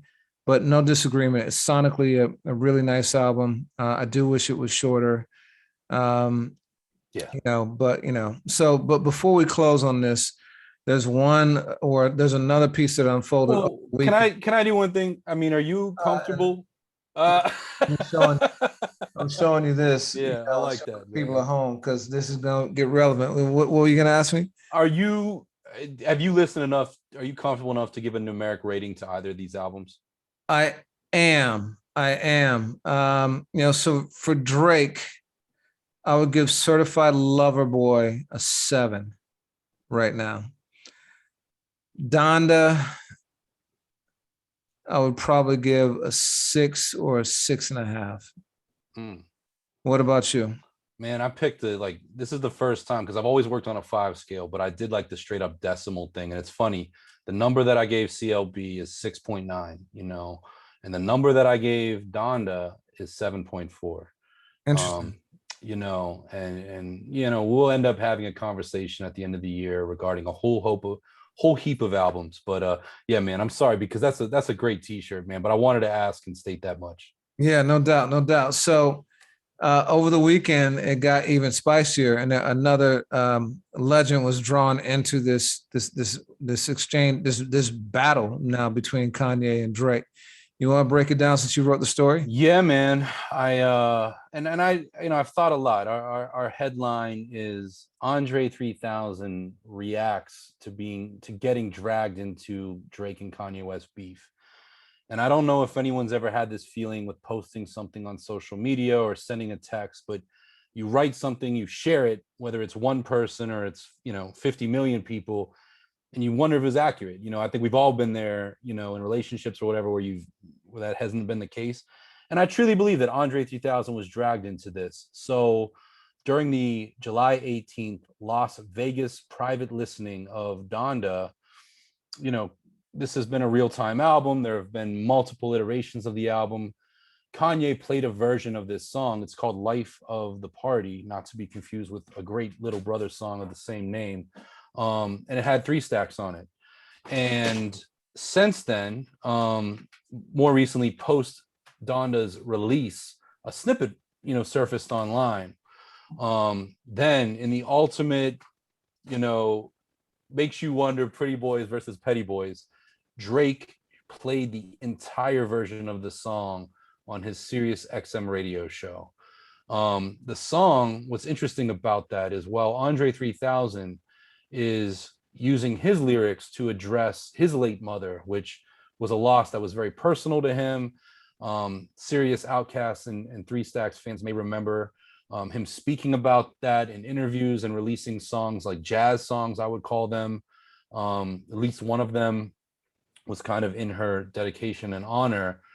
And the version that Drake played features Kanye using the opportunity to spit at Drake, which again kind of speaks to what I alluded to, a little bit ago of, Ye, sending a text that involved Virgil and Kid Cudi and it not going anywhere. So Drake kind of shows the world what's on Kanye's mind, how serious this is. And in the midst of all of that, Andre 3000, who I think we can all agree is a bit of a recluse, not somebody who releases statements, puts out a statement and says, I thought that this song was about our moms. I mean, this album was called Donda. Secondly, the version that I heard from Kanye had a different verse from him.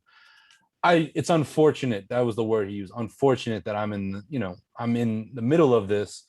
And if anything, I want to work with artists I respect. And he even adds that he wanted to be on CLB, that he respects several artists, including Jay-Z and Kendrick Lamar. I thought that was really interesting, in the same way that, the grudge match between Pusha T and Drake kind of pulled attention away from Daytona and Scorpion. I thought, damn, here we are just hours in, and this is already pulling attention away from what is actually on Donda and what is actually on CLB. Anything you want to add in there? I know I glossed over it. Yeah, man, I got a few thoughts. So, one is there's been a lot of collateral damage in this battle between Ye and Drake at this point. Drake's kid, people around each of them, their artists. And now people are being, Trippie Redd potentially was manipulated. It sounds like Andre was manipulated, or if not manipulated, they were both pulled into things that they didn't know about or necessarily want to be involved in. I think that both of these guys, Drake and Ye, got to be really careful, because there are going to be more repercussions than just ill feelings between them from the behavior that's happening. Like you said, Andre has been a dude who stays low key. He's a hip hop ambassador. I don't recall him ever having beef with anyone. You mentioned in the article that he made a statement about the South having something to say, but that wasn't disrespectful. That was him reacting to disrespect that Outkast was getting. So, that's one. Two, it was interesting to me because I hadn't thought about it, the fact that there are no curse words on Donda. And the reason why Andre's verse got stripped is because he had some curses in it, and he said that he thought that he needed to that it needed to be the way he originally wrote it for it to have the impact that he intended, which I thought was fascinating. What were we going to say about that? Yeah, I mean, I didn't necessarily interpret that properly because I thought the song didn't happen because Kanye swore in the song. But you're absolutely right. But it's interesting because the locks, I forget if I think it's Chic swears and it drops out because when I first heard Donda, I was like, oh no, no, no, no, no, I'm getting the edited version. Yeah, Only to come realize what you just said. yeah, So yours makes more sense though, of Andre that being the reason why the record doesn't clear. yeah, Kanye then taking the record, adjusting it. And we know, like, this is a different case than some that we've seen in hip hop history because with Kanye, it's a living, breathing thing. But it is a little bit strange that he would take this song where 3 Stacks verse has nothing to do with what Kanye is saying and choose that moment to kind of get another word in at Drake.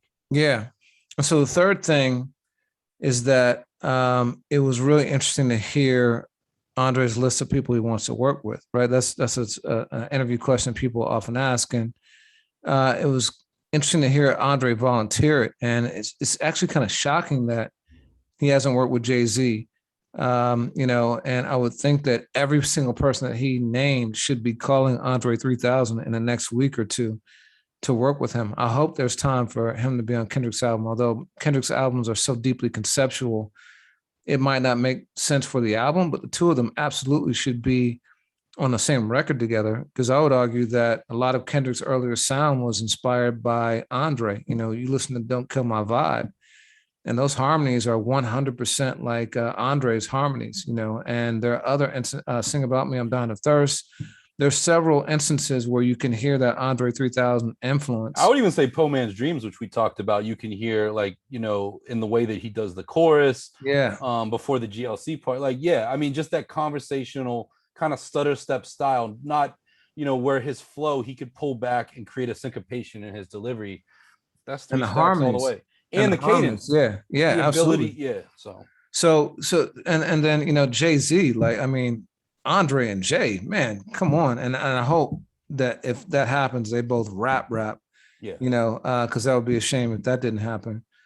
But that was it. And I guess the last thought I had is that I wonder what Ye's response is going to be. His manager, Boo, had said to TMZ that if Drake did something on Certified Lover Boy, that Ye would snap back. And Ye had said that in the text chat. And now Drake has taken this extra move of leaking his music. Although Kanye leaked it, I guess he played it himself, and I guess someone recorded it or something in Vegas. So I'm just curious as to how this is going to continue to evolve. It's been a big story over the last few weeks. And, when two of the biggest artists, if not two of the most, if you think about it, the only rapper more successful commercially than Ye in the aughts was probably Eminem, and so you've got one of the most successful rappers of the aughts versus his successor in the teens going at it. So it's a pretty big deal, It is. One final question, just as we close out the beef conversation. Do you feel that this beef, take Pusha T out of it, because I think I know the answer to that. Do you feel that this beef has advanced the profile or careers for either man? No, not at all. I don't understand it really. I don't, because neither one of them needs it. Kanye is a master at commanding attention. I think that he is second only to Donald Trump in manipulating people to discuss him, whether it be the media or people, whether it be positive or negative. He stays like top of mind for people. So I don't think he needs the extra attention that this might bring. I don't think that it helps Drake either, because Drake is the biggest commercial rapper, period, that there is, and maybe of all time. So like, he definitely doesn't need it, So no, I don't think it benefits either of them. And like I said, there's now collateral damage And there's some stuff, real there's real consequences. This affected Drake's son, and revealing a person's house location is dangerous. Yeah. And there's real stuff going on here. So nah, I don't think it benefits either one. But what about you? No, I think you said it. And these are two artists that have proven years ago, arguably in both cases decades ago, that they don't need to be mentioned with anyone else's name. And yeah, I don't think that this has been, a situation that's been especially good for hip hop. I don't think it's been very good for the music. I think it's been a distraction for both of them living up to their great potential as artists. And just when you think it's gonna end, Godfather 2, they keep bringing you back. Yeah. Yeah, man. So I know we talked briefly about West Side Gun. Anything else you want to add to that? Yeah, I mean, it's been an exciting time, for music. Shout out to Gun. Things that I've enjoyed in my own rotations. Shout out to Coney Island Battle MC Nems, Gorilla Nems. He put out a joint Congo that I've really been enjoying. With the song "Go Fish" that kicks off the album. Coda the Friend, who we've talked about on this podcast with Static Selector and other people, put out a Lucy 96 Bulls that I like. Our guy Saigon worked with Benny the Butcher on a song I've really been enjoying called No Witness. And then just one other that I want to mention is, we lost a great MC this year with Gift of Gab from Black Alicious. And Nature Sounds is putting out an album that he had just finished literally in the final days of his life. And this Friday or last Friday, a joint Alchemy came out that I've really been enjoying. And it's crazy too, because it's one of those cases where an MC was so prophetic and, realizing, I mean, he addresses his kidney disease in the song, but talks about, his desire to push on. And, over the years, I got to know Gab a little bit, interviewed him, huge Black Alicious fan. And I've really been enjoying that record. And it's one of those that I listen to a lot, just to kind of take audit of things and celebrate a true lyricist that I feel deserves a lot more credit than he sometimes tends to get. Word. Rest in peace to him. The only other song that I would shout out is Loot. And this is a song you put me on. His song Myself featuring Devin, Devn. Loot has been consistently one of my favorite artists out of that Dreamville camp. Such a talented camp, man. I love a lot of the people Cole has assembled, Earth Gang, JID or JID, Boss, and Loot. They all bring very different things to the table, all of them incredibly dope. But his song Myself, I thought was great. So with that, what would you say is your song of the week? Man, you know what? I'm going to give it up to a song that I sent you. It came out earlier this year called Fallen Leaves by an MC out of Maryland named J Tech, that I just realized my great former colleague, Mike Trampy, is in the camp. I realized that after hearing the music, and just really, really dope. You added it to our playlist, which always makes me happy. And yeah, man, that's the joint. Yeah, dope track. I'm gonna give mine to Family Ties, Nice. Baby Keem with Kendrick Lamar. Just became obsessed with that song. Just really, really dope. Both artists really did their thing, and the beat is incredible, or I should say the beats, because it's got multiple beat changes. So really, really dope, and the video is just incredible. So yeah, man, that's a change. That's a trend I'd like to see continue. Dope videos and beat changes in the middle of a song with MC staying in pocket. How about that? Shout out, man. Shout out to Dave Free, Kendrick, Baby Keem, pgLang. Word. Well, until we do it again, my friend. Yes, sir, man. All right, always a pleasure. Likewise, peace. Later.